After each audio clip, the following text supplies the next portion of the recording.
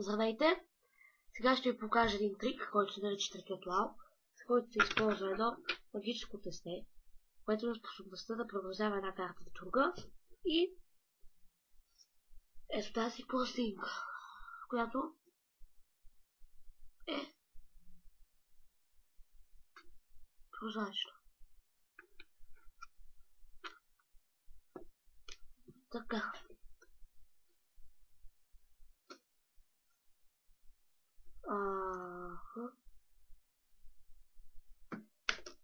Тук ще оставим пластинката и да започнем с трика. Взимаме тестето и зрителя да изтегне една карта. Но както знаете, аз нямам такъв, така че примерно ще изтегна ето тази.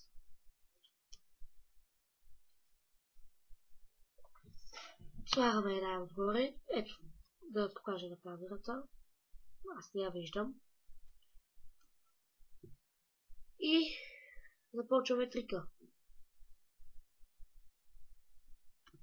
Сега ще я зарова хубаво тази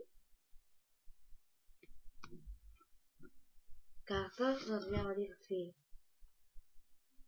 предположения, че е примерно тази карта е някъде отгоре или отдолу, за да се вижда най-спокойно и да знаете, че картата е в тестето.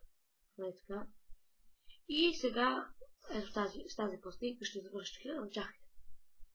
Първо да ви покажа ето най-горната карта, шестица купа.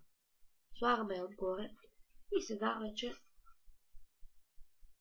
мога да ви покажа ето тази пластинка, която показах, че е прозрачна и има способността да превръща една карта в друга. Така. Да вземем шестицата купа.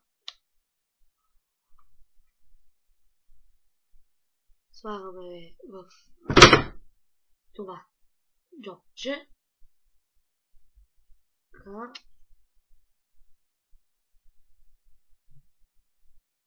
Тиснем. Ето я.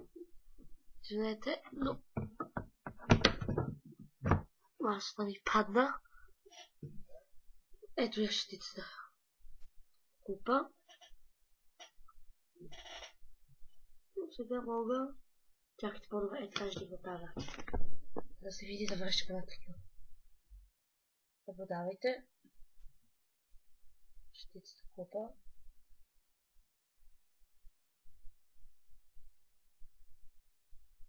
Се превръща пред очите ви двойка пик.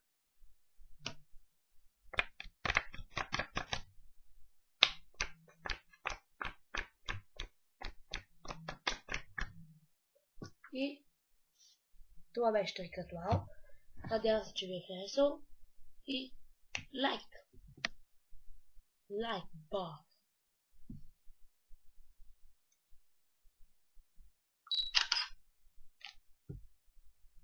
Спираме записа.